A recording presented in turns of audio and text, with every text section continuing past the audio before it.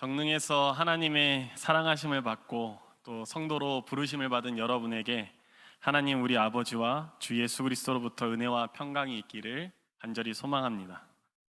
네, 여기 아크릴이 없어졌죠? 어색하실 수도 있는데 우리가 아크릴이 없어져서 우리의 관계가 가까워지고 또 성령께서 오늘 함께 하셔서 하나님과 우리와의 관계가 또 가까워지기를 소망합니다. 우리는 삶을 살면서 바깥 환경으로부터 많은 영향을 받습니다. 우리의 의지와 상관없이 바깥에서 우리 안으로 주어지는 것에 따라서 우리의 삶이 굉장히 많이 달라집니다. 돈이나 재능, 그리고 사람이나 지역 등이 이런 것과 관련이 있겠습니다. 태어날 때부터 얼마나 많은 것을 가지고 태어나는가, 또한 얼마나 질이 좋은 것을 가지고 태어나는가에 따라서 우리의 인생이 많이 바뀔 수 있습니다. 그래서 우리는 때로 이런 것들로부터 불공평을 느끼곤 합니다. 물론 처음부터 주어지는 것에 공평한 것도 있겠습니다. 마치 시간과 같이 모든 이들에게 하루 24시간 또 1년 365일이 주어지기는 합니다.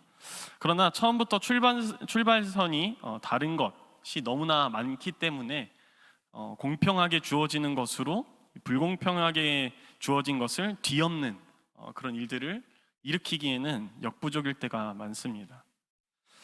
우리는 우리의 인생의 초기 설정값 때문에 많은 불만을 품을 수 있습니다. 그러나 우리 인생의 결과가 꼭 처음 우리에게 주어지는 것에 정비례하지는 않습니다. 그러니까 시작이 보잘것 없었다 할지라도 그 끝이 창대해지는 경우도 있는가 하면은 처음에는 더할 나위 없이 좋았지만 마지막은 보잘것 없어지는 경우도 많다라는 말입니다. 이러한 현상을 우리에게 일으키는 것 중에 하나가 인생에 간헐적으로 찾아오는 기회이지 않나 생각합니다. 느닷없이 우리에게 찾아오는 이 기회를 우리가 붙잡느냐 아니면 놓치느냐에 따라서 인생의 그 역전의 여부가 결정되곤 합니다. 이와 관련하여서 우리가 자주 하거나 또는 자주 듣는 말이 있지 않습니까? 인생은 타이밍이다. 우리의 삶에 찾아오는 어떤 순간 혹은 어떤 기회, 그런 것이 우리 인생에 지대한 영향을 끼칩니다. 그러한 순간이나 기회가 몇 번이나 우리에게 찾아올지는 아무도 알 수 없습니다. 그런데 단 한 번이라도 우리에게 방문한 그 기회나 순간을 우리가 부여잡는다면 우리의 인생이 뒤바뀔 가능성이 농후합니다. 모든 고등학교에 해당하는지는 잘 모르겠지만 제가 나온 고등학교에서는 졸업 앨범에 한 줄 소감을 쓰게 했습니다. 그래서 졸업사진 밑에 제 얼굴 밑에 한 줄 소감을 쓰는 거죠. 그때 제가 이렇게 적었었습니다. 내 인생의 최악의 실수, 내 인생 최고의 기회, 거고. 중2병 걸린 고3이 쓴 것 같은 그런 느낌이죠.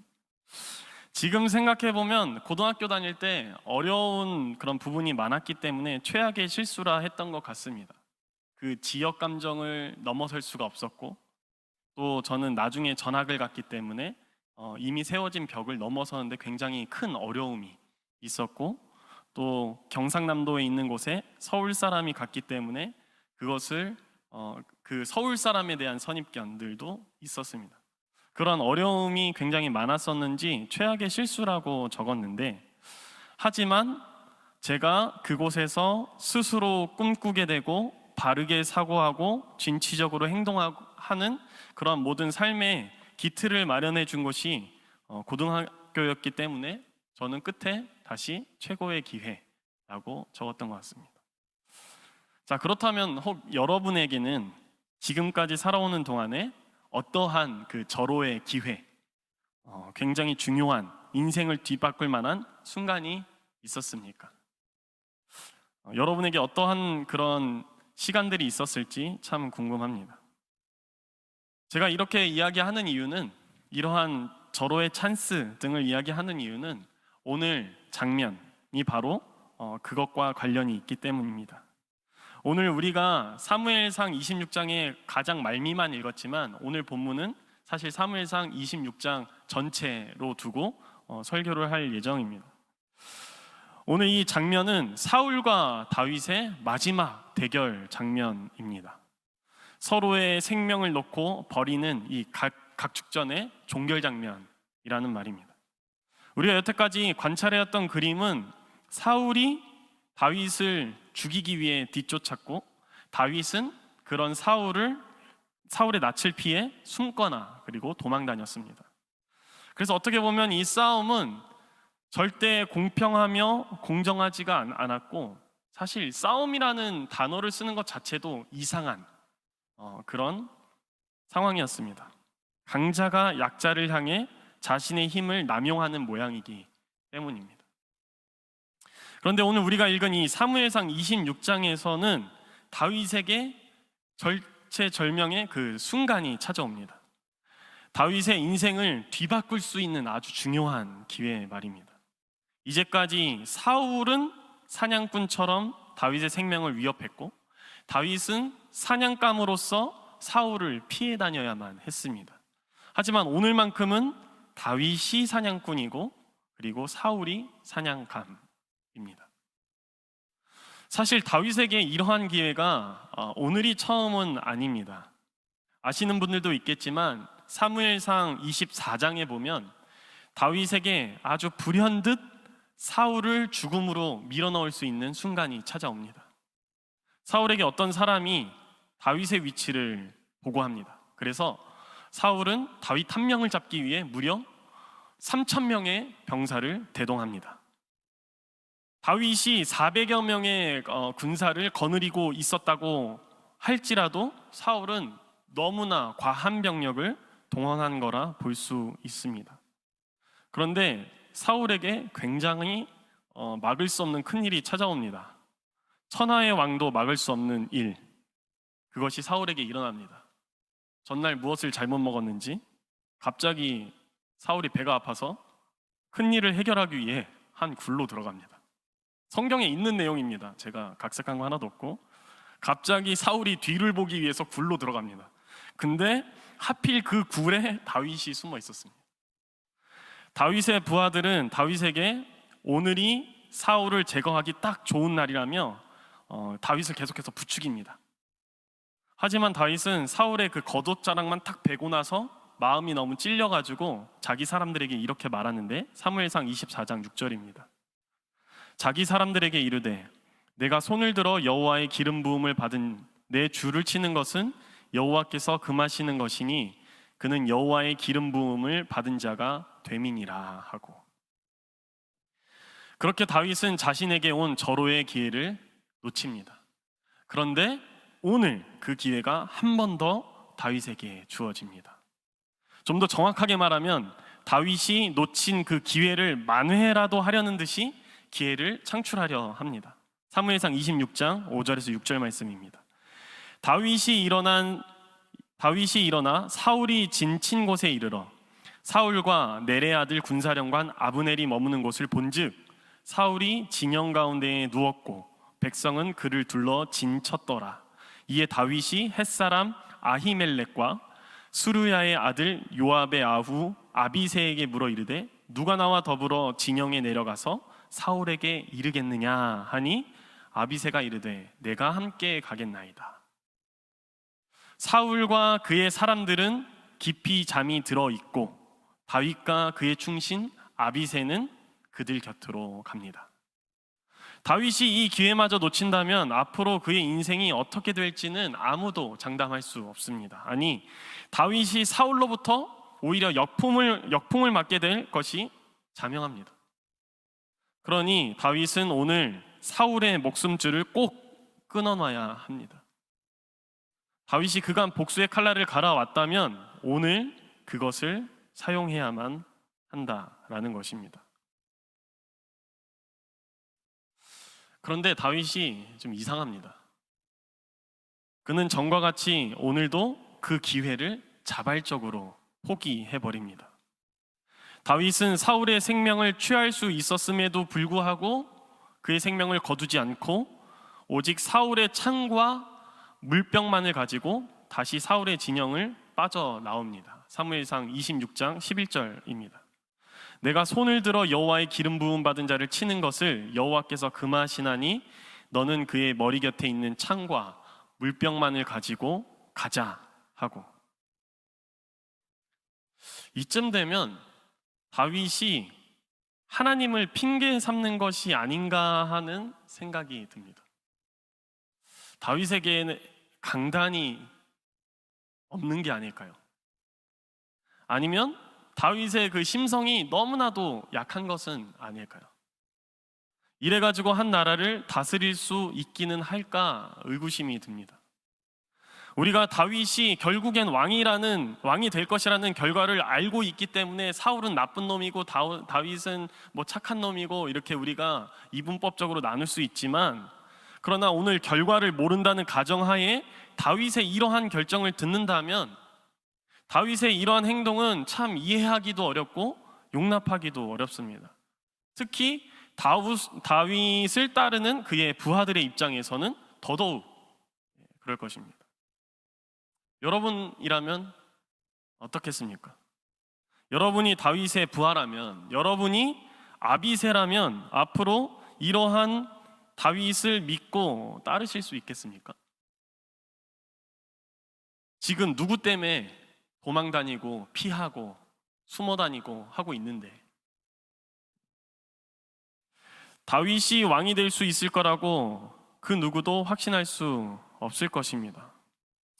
다윗이 왕이 되는 게 이스라엘에게 과연 유익이 되는가라고 보장할 수 있는 사람도 없을 수 있습니다. 묻는 김에 한 가지만 더 물어보겠습니다. 여러분은 어떤 사람이 여러분의 리더가 되기를 바라십니까? 누가 여러분들을 좀 신앙적으로나 또는 삶에서 이끌어 주시길 바랍니까? 보통 우리는 능력이 뛰어난 사람, 그래서 우리들을 목적지까지 이끌어줄 수 있는 사람이 우리의 리더가 되었으면 좋겠다 라고 바라지 않습니까? 그래서 우리가 투표도 하는 것이고, 그래서 리더도 우리가 추대하는 것 아니겠습니까? 이러한 생각은 상식적이고 당연합니다. 그러면 하나님 입장에서 한번 우리가 생각해 봤으면 좋겠습니다. 하나님은 어떤 사람이 리더가 되길 원하실까요? 하나님은 어떤 사람에게 하나님이 택하신 그 백성을 맡기시겠느냐라는 말입니다. 분명 하나님의 백성을 하나님께로 인도할 수 있는 그런 사람, 그러한 능력이 있는 사람을 리더로 택하실 것입니다. 하나님께로 그 모든 백성을 안전하게 인도할 수 있는 그런 능력이 있다면 하나님도 주저하지 않고 그 사람을 리더로 택하시고 삼으실 것입니다. 자, 그럼 여기서 궁금해지는 것은 무엇이냐? 하나님이 보시기에 그 능력은 무엇일까? 입니다. 하나님은 무엇을 보시고 리더로서의 자질이 있다고 판단하실까라는 말입니다. 그것은 다른 것이 아니라 하나님의 손에 얼마나 자기 자신을 맡겨드리느냐, 그것이 바로 하나님께서 보시는 능력입니다. 그것은 하나님의 손에 얼마나 자신을 의탁하는가입니다. 그것은 하나님의 계획을 얼마나 믿고 순종하는가, 그것이 하나님이 보시는 능력이요 실력이다 라는 말입니다. 우리 하나님은 참으로 사람의 외모를 보지 않으시고 사람의 중심을 보신다, 사무엘상 16장 7절에서 분명히 우리에게 말씀하셨습니다. 하나님께서 사람의 중심을 보신다는 것은 그 마음이 근본적으로 하나님께 있는지 그것을 따지신다는 말입니다. 여러분, 성경에서 하나님께서 사용하시는 그런 인물들을 한 명 한 명 살펴보면 그들은 절대 우리가 눈으로 봤을 때, 특히 세상의 가치관으로 봤을 때 완벽하지 않습니다. 부족합니다. 그러나 그들이 부족하기 때문에서 그런지 몰라도 하나님을 너무나도 완벽히 신뢰합니다. 그리고 하나님께 순종합니다. 그래서 하나님은 그들을 리더로 택하시고 하나님의 백성을 맡기시고 그들로 하여금 하나님의 나라가 이 땅 가운데 이루어지도록 그들을 세우시고 또 완전하게 하십니다. 오늘 다윗은 하나님께 모든 것을 맡깁니다. 사무엘상 26장 23절에서 24절입니다. 여호와께서 사람에게 그의 공의와 신실을 따라 갚으시리니 이는 여호와께서 오늘 왕을 내 손에 넘기셨으되 나는 손을 들어 여호와의 기름 부음을 받은 자 치기를 원하지 아니하였음이니이다. 오늘 왕의 생명을 내가 중히 여긴 것 같이 내 생명을 여호와께서 중히 여기셔서 모든 환난에서 나를 구하여 내시기를 바라나이다 하니라. 보셨습니까, 여러분? 오늘 다윗의 중심이 하나님을 향하고 있습니다. 다윗은 철저하게 하나님을 신뢰하는 사람입니다. 그것이 어느 정도냐면 하나님이 택하신 사람이기 때문에 다윗 자신의 원수라 할지라도 자신에게 그 원수를 처치할 수 있는 기회가 왔을지라도 과감히 그것을 포기합니다. 인생의 역전이 일어날 순간을 과감히 외면합니다. 뿐만 아니라 다윗은 사울의 창도 다시 돌려줍니다. 여러분, 다윗이 사울의 창을 돌려준다는 것은 무슨 의미일까요? 다윗이 사울에게 그 창을 돌려준다면 사울은 그것으로 자신을 다시 위협할 수 있습니다. 그러니까 다윗 자신의 안전을 다윗은 스스로 포기해버리는 그러한 꼴이 됩니다. 그러나 사실 다윗은 그 모든 것을 저버리고서라도 사울에게 사울의 창을 돌려주는 것은 하나님께서 자신의 생명을 돌보실 거라는 그 강력한 신뢰, 완전한 믿음에서 나온다고 볼 수 있습니다. 자신의 안위를 스스로가 아닌, 스스로의 능력이 아닌, 그리고 사울의 창이 아닌 하나님께 맡겨드리고 있다라는 말씀입니다. 이렇게 다윗은 당장 자신의 생각보다 하나님께서 자신을 통해서 앞으로 하실 일을 기대하며 소망합니다. 여러분, 우리가 따르는 예수님도 이러한 모습이지 않으셨습니까? 예수님께서 사역하는 당시에 예수님의 수많은 적대자들, 곧 바리새인들, 서기관들, 대제사장들이 있었습니다. 그리고 로마까지도 있었습니다. 그들은 모여서 예수님을 어떻게 죽일지 모의했습니다. 그런데 예수님은 그들을 향해 어떠한 해도 입히시지 않으셨습니다. 예수님께서 그들이 꾀하는 것을 모르셨을까요? 아니면 예수님께서 그들을 제압할 능력이 없으셔서 피하신 것일까요? 아닙니다. 예수님은 모든 것을 다 아셨습니다. 예수님께는 그들을 단번에 제압할 수 있는 능력이 있었습니다. 폭풍도 잔잔하게 하시는 예수님께서 그들을 잠잠하게 못하실까요?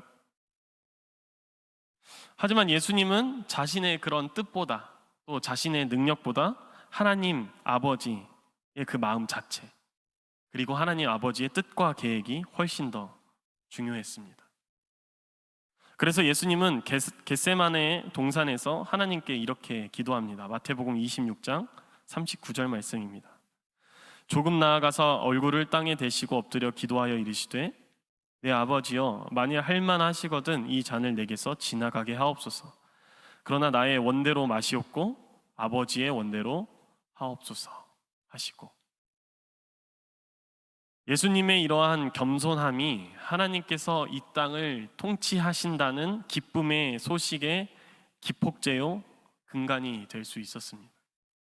예수님께서 달리신 십자가에서 비로소 하나님과 우리, 그리고 우리와 우리의 이웃 간의 관계가 화목하게 될 수 있는 문이 열렸습니다.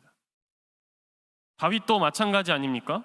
이렇게 자신의 마음보다 또 자신의 뜻보다 하나님을 신뢰하는 이 다윗의 겸손함을 하나님께서 사용하셔서 이스라엘 땅의 북쪽과 남쪽이 연합하는 나라가 이스라엘 땅에 서게 하십니다.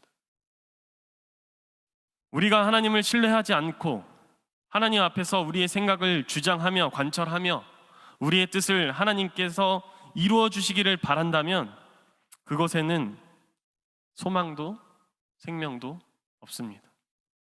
오늘 본문에서 교만한 이들이 다윗에게 한 행동이 무엇인지 아십니까? 사울과 사울의 측근의 그 교만함 때문에 다윗이 하나님의 그 영역 밖으로 내쫓기는 상황이 벌어졌습니다. 사무엘상 26장 19절 말씀입니다. 원하건대 내 주왕은 이제 종의 말을 들으소서. 만일 왕을 충동시켜 나를 해하려 하는 이가 여호와이시면 여호와께서는 제물을 받으시기를 원하나이다마는 만일 사람들이면 그들이 여호와 앞에 저주를 받으리니 이는 그들이 이르기를 너는 가서 다른 신들을 섬기라 하고 오늘 나를 쫓아내어 여호와의 기업에 참여하지 못하게 함이니이다. 사울과 사울의 측근들은 다윗의 생명뿐만 아니라 다윗으로 하여금 하나님 곁으로 들어오지 못하도록 내모는 모습을 보였습니다. 이러한 교만에 대해서 잠언 16장 18절에서는 이렇게 우리에게 말합니다. 교만은 패망의 선봉이요 거만한 마음은 넘어짐의 앞잡이이니라. 하나님을 신뢰하지 않고 하나님께 맡겨드리지 않는 교만함에는 패망과 분열만 남을 뿐입니다. 여러분의 삶을 되짚어 보십시오. 하나님은 절대 분열을 일으키시지 않으십니다. 하나님은 우리로 망하게 하지 않으십니다. 만일 우리가 있는 곳에, 만일 우리가 생활하는 곳에 분열이 일어났고 우리가 있는 곳에 패망이 있었다면 그것은 하나님의 역사가 아니라 우리가 육신의 소욕대로 하나님 앞에서 주장하고 행동했기 때문에 그에 따른 열매가 맺어진 것입니다. 저는 오늘 사도 바울이 로마 교회에 권면한 것을 가져와 여러분에게 권면합니다. 로마서 12장 1절로 3절 말씀입니다. 그러므로 형제들아 내가 하나님의 모든 자비하심으로 너희를 권하노니 너희 몸을 하나님이 기뻐하시는 거룩한 산 제물로 드리라. 이는 너희가 드릴 영적 예배니라. 너희는 이 세대를 본받지 말고 오직 마음을 새롭게 함으로 변화를 받아 하나님의 선하시고 기뻐하시고 온전하신 뜻이 무엇인지 분별하도록 하라. 내게 주신 은혜로 말미암아 너희 각 사람에게 말하노니 마땅히 생각할 그 이상의 생각을 품지 말고 오직 하나님께서 각 사람에게 나누어 주신 믿음의 분량대로 지혜롭게 생각하라. 아멘. 여러분, 우리 하나님은 겸손한 자의 하나님이십니다. 그러니 우리들의 모든 삶을 하나님께 전적으로 맡겨드렸으면 좋겠습니다. 하나님의 뜻이 우리에게 이루어지도록 하나님의 일하심을 우리가 기대했으면 좋겠습니다.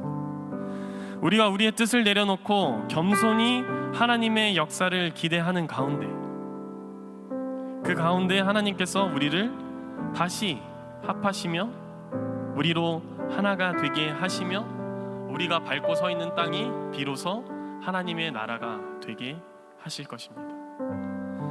모든 지각에 뛰어난 하나님의 평강이 우리의 그리스도 예수 안에서 우리의 마음과 생각을 지켜주시기를 간절히 소망합니다.